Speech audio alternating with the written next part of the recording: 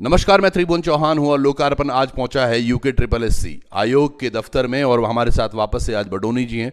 हमारे यहाँ पर आने का कारण जो रहा वो मुख्य ये था कि 2 दिन पहले एक जांच की रिपोर्ट सी आई और जो कि विभाग के पास आई। अब आयोग ने उस पर संज्ञान लेते हुए कल एक FIR भी दर्ज करी है, उसी के बारे में हम बात करने वाले हैं। और सारा प्रकरण वीडियो और BPDO पेपर से जुड़ा हुआ है जो कि 2021 में पेपर हुआ था। सर पहले तो बहुत बहुत स्वागत एक बार फिर से। बहुत धन्यवाद आपका धन्यवाद सर, आप समय देते रहते हैं क्योंकि ये बच्चों की समस्याएं हैं। सर जो FIR दर्ज करी है वो किस तर्ज पे की गई है? अभी सारा मामला संभावना पे है।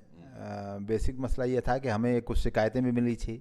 आयोग ने अपने एक इंटरनल आकलन भी कराया जो हमारा स्नातक स्तरीय परीक्षा है जिसको आप BPDO परीक्षा बोलते हैं। उसमें 13 पद हैं और 13 पदों के करीब 930 पोस्ट खाली हैं जिनके लिए सिलेक्शन होना है। तो उसमें ये शिकायत मिली थी कि साहब इसमें पेपर लीक हुआ। एक व्हाट्सएप चैट के थ्रू मिली, फिर उसके बाद कुछ हमें इनपुट भी मिली। तो उस आधार पे हमने एक आकलन किया कि क्या अगर ये पेपर लीक हुआ है तो क्या कुछ कैंडिडेट ऐसे निकले हैं जिन्होंने इसे यूज़ किया हो या जो अनयूजुअल है रिजल्ट में। तो वो हमने उसकी इंटरनल आकलन किया और फिर उनका DB के दौरान कुछ से हमने पूछताछ भी की। यानी कि जो हम काली भेड़ों की बात कर रहे थे, कुछ काली भेड़ें जरूर पाई गई हैं जिन पर ये जांच शुरू हुई है। तो क्या इन्हीं के खिलाफ FIR भी हुई है? तो वो भी एक अंदाज़ा है जो हमने आकलन में किया, वो भी एक अंदाज़ है। और अभी जो उसके बाद ये सब चीज़ें हमने साइबर सेल STF और साइबर सेल को दी तो उन्होंने भी एक हमें जांच दी है। तो मैं अभी कैमरे पे तो उसको डिस्क्लोज नहीं कर सकता हूँ क्योंकि वो खुद अब एक जांच का विषय बन गया है। FIR उसमें हो गई है, पर उसमें भी संभावना ये बताई गई है कि इसमें कुछ गड़बड़ी लगती है। तो वो उस गड़बड़ी की अब जांच की बात है जो इन्वेस्टिगेशन के माध्यम से होगी और जिसके लिए अब FIR हुई है। और मैं समझता हूँ कि वो सब जल्दी ही उसमें बातचीत आ जाएगी कि वो कितनी मात्रा में वो गड़बड़ी है। सर जैसे आपने प्रारंभिक जांचें देखी, प्रारंभिक सारी चीज़ें देखी, कितना आपको अनुमान लग रहा है कि कितना हुआ? उसमें एक अमाउंट तो नहीं कह सकते, लेकिन ये जरूर कह सकता हूँ कि बहुत सीमित है। बहुत सीमित वो मामला है। ऐसा नहीं है कि बहुत बड़े पैमाने पर वो हुआ है। और आमतौर पर जो हमने देखा, हम तो सभी बच्चों से मिले हैं, हमारी टीम सबसे मिली है DB के दौरान, तो बहुत सारे बच्चे अपनी मेहनत से और अपने उससे भी आए हैं। तो वो ऐसा लगता है कि कुछ सीमित मात्रा में हुआ है, लेकिन चूँकि वो इतनी देर बाद पता लगा एग्ज़ाम के इतने उसके बाद, तो काफ़ी प्रोफेशनली किया गया है। और एक तरह से जो संगठित माफिया हमारे यहाँ काम कर रहा है, नकल माफिया, उसका इसमें हाथ हो सकता है। तो वो सब बातें आना जरूरी है, इसलिए हम लोग भी जाँच में गए हैं। चलिए, बहुत बड़ी बात है। देखिएगा, दरअसल यहाँ पर क्या है, 4 अलग अलग बच्चे हैं जिन्होंने पेपर दिया। एक वो बच्चा जिसका चयन नहीं हुआ है, एक वो बच्चा जो रुक गया है कुछ नंबरों से, तीसरा वो बच्चा जिसने अपनी मेहनत से चयनित हुआ है, चौथा वो बच्चा है जो काली भेड़ों के रूप में अंदर गया है। अब हम सब लोगों को ये देखना है कि हम काली भेड़ों को किस तरह से आकलन उनका करते हैं और किस तरह से उनको हम लेके आते हैं सामने। तो सर जब ये FIR हो जाएगी, सारी चीज़ें हो जाएंगी, जो चयनित नहीं हो पाए हैं छात्र, मतलब जो कुछ मार्जिन से रह गए थे, उनके लिए क्या विकल्प है अभी हमारे पास? नहीं, जो चयनित नहीं हो पाए उनके लिए तो किसी के पास भी कोई विकल्प नहीं होता है, क्योंकि वो तो सब बीच में आपने देखते हैं बच्चे परीक्षा का विरोध करने लगते हैं। और क्योंकि मैक्सिमम लोग 2% बच्चे सेलेक्ट हो पाते हैं। नहीं, मैं उनकी बात कर रहा हूँ सर, जो 1.69 या 1.5 या कुछ कम मार्जिन से रह गए थे। क्योंकि जब काली भेड़ों का पता चलेगा, यानी कि उन्होंने उन बच्चों की सीट खाई थी, तो क्या उनको मौका मिलेगा? बिल्कुल मौका मिलेगा, क्योंकि अगर चिन्हित हो गए, जैसे हमने फॉरेस्ट गार्ड में चिन्हित किए और एग्ज़ाम में LT में चिन्हित किए, सब में हमने चिन्हित करके उनको अलग किया और तब तक उनको होल्ड रखा जब तक कोर्ट वगैरह में वो मामले चल रहे थे। जैसे ही वो मामले ख़त्म होंगे और वो निर्णय फाइनल हो जाएंगे कि हाँ ये जिनको आप काली भेड़ करेंगे, हाँ यही काली भेड़ है, तो उनको हटा करके उनकी जगह दूसरा आ जाएगा स्वाभाविक रूप से। तो चलिए, एक अच्छी खबर उन बच्चों के लिए है जिनके कम मार्जिन से रह गया था, क्योंकि ये जो काली भेड़ें हैं जब ये बाहर जाएंगी तो उनको हटा दिया। अच्छा, इसमें कोई संशय इस तरीके का तो नहीं है सर कि जो BPDO में वीडियो में जो बच्चे बहुत मेहनत से 5-5, 6-6 साल बच्चों ने लगाए हैं, एक बालिका कल मेरे पास मैसेज भी आया था, मैं आपको बता भी रहा था, ऐसे कई और बच्चों के फ़ोन भी आए, इनको तो कोई दिक्कत नहीं होगी सर? कोई दिक्कत नहीं होगी। ये मैं आपको ये बताना चाहता हूँ कि इस मामले में माननीय सुप्रीम कोर्ट का स्पष्ट आदेश है कि जब कोई गड़बड़ी हो, क्योंकि गड़बड़ी स्वाभाविक है, जब एक संगठित माफिया पूरे देश में काम कर रहा है तो परीक्षाओं में गड़बड़ी हो सकती है और 5 परीक्षाओं हमारी आ भी चुकी है।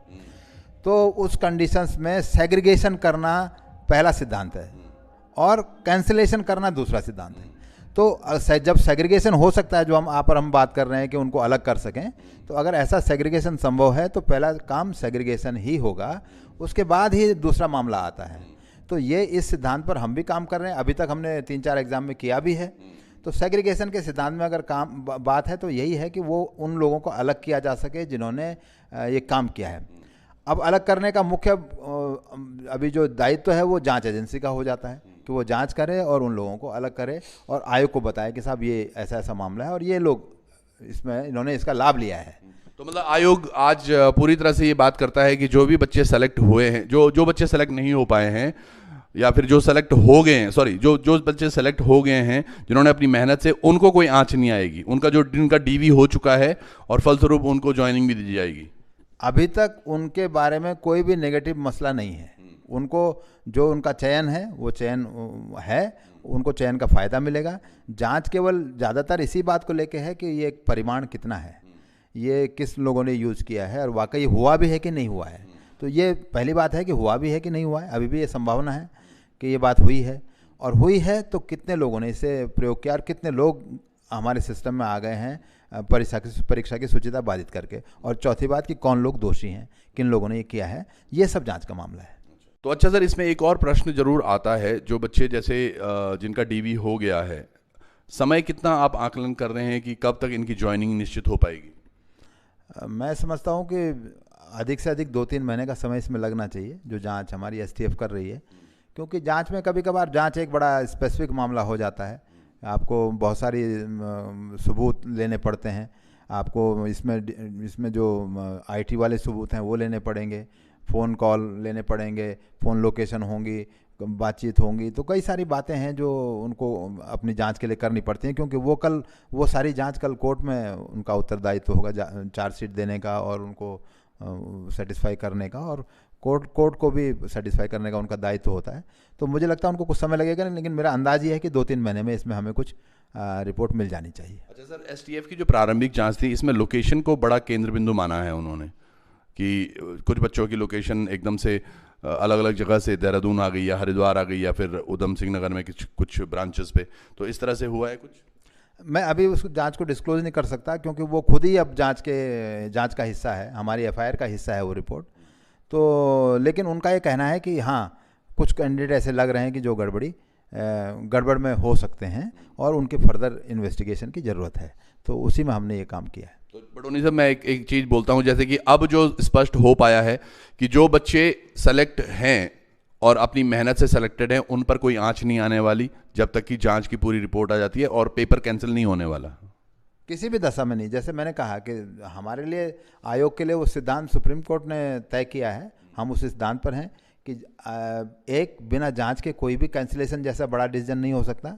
तो जांच अभी हम ये इन्वेस्टिगेशन के साथ एफआईआर के साथ शुरू हुई है, तो इसके बिना तो कुछ नहीं हो सकता। दूसरी बात कि जांच के बाद अगर सेग्रीगेशन हो पाता है तो भी कैंसिलेशन की नौबत नहीं आती है, और कैंसिलेशन तब आएगी जब परिमाण बड़ा हो जाए और ये पता लगाना मुश्किल हो जाए कि किस किस ने इसे यूज़ किया हो।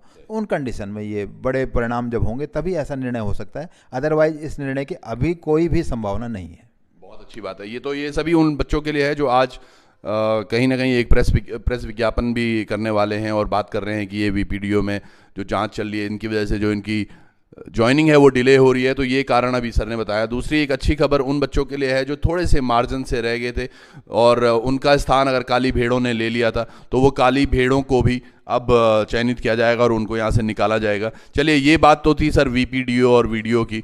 अब हम बात करते हैं और जो पेपर हो रहे हैं, लेक्चरर के हैं, एलटी की हम देख रहे थे, आज एलटी के बच्चे सारे आए हुए हैं जो अपनी यहाँ पर डीवी करा रहे हैं। लेक्चरर में क्या हो रहा है सर ज्वाइनिंग के लिए?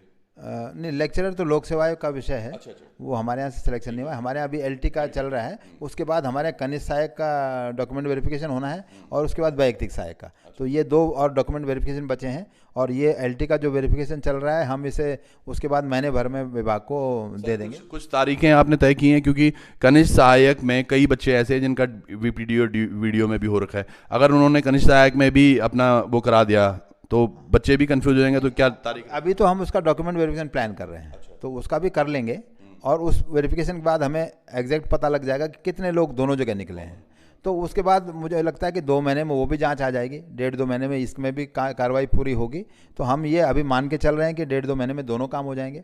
तो हम पहले डॉक्यूमेंट वेरिफिकेशन जो किया हुआ है ग्रेजुएशन लेवल का, उसको पहले करेंगे और उसके बाद उसको करेंगे। तो उसमें मुझे उम्मीद है कि अभी कोई ऐसी बात नहीं है कि इसमें कोई दिक्कत हो, और 1.5-2 महीने के समय में इसका डीबी भी होना है और बाकी रिकमेंडेशन वगैरह तैयार होनी, तो इसमें भी समय लगेगा। बहुत बहुत धन्यवाद आपका भी बडोनी जी। और सबसे बड़ी बात देखिए, लोकार्पण ने एक मुहिम चलाई थी काली भेड़ों को पहचान करना, और हम पहले दिन से बड़े इसमें साफ थे कि कुछ ना कुछ तो काली भेड़ें हैं जो आई हैं। अब क्या हो रहा है, मैं उनको बोलूँगा वीपीडीओ वीडियो में जो बच्चे सेलेक्ट हो गए हैं वो भी ज़्यादा घबराएं नहीं, जैसे सर ने भी बोला है ये जांच का विषय है और बहुत दूर दूर तक ये कहीं भी नहीं दिखता कि पेपर कैंसिल हो सकता है।